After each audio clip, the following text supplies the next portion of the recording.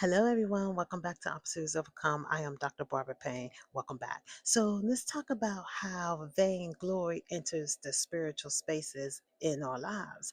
And a lot of times, vainglory becomes an idol in our lives. And we have to stop that. A lot of leaders are using vainglory instead of God's glory to set people free. A lot of times, vainglory does not walk into spiritual spaces loudly. Sometimes it slips in quietly, and it slips in where a person is exalting theirself more than God, and that's not of God. A lot of leaders are misrepresenting God's glory by doing things on their own. And Jesus is warning us on that in Matthew 6, verse 1. Let's look at Matthew 6, verse 1. It says, "Take heed that ye do not your alms before men to be seen of them. Otherwise, ye have no reward of your Father which is in heaven." So Jesus is warning us. He's saying, be careful not to practice your righteousness, okay, before other men, others to see you more than God.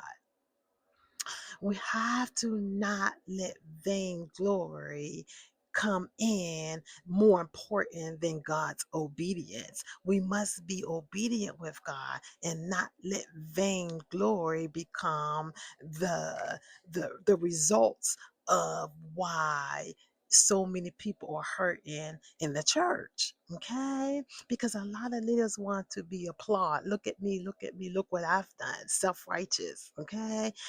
Instead of being humble towards God, which is more important.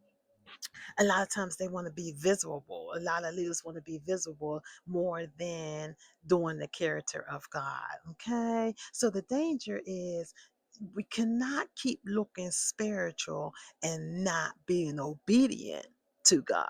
Okay. Because the importance of it all is obedience. You cannot teach people and lead others if you secretly trying to crave attention from others. It's not of God, okay? We have to not let vainglory begins the moment of God's approval, okay? Because the people's approval means nothing.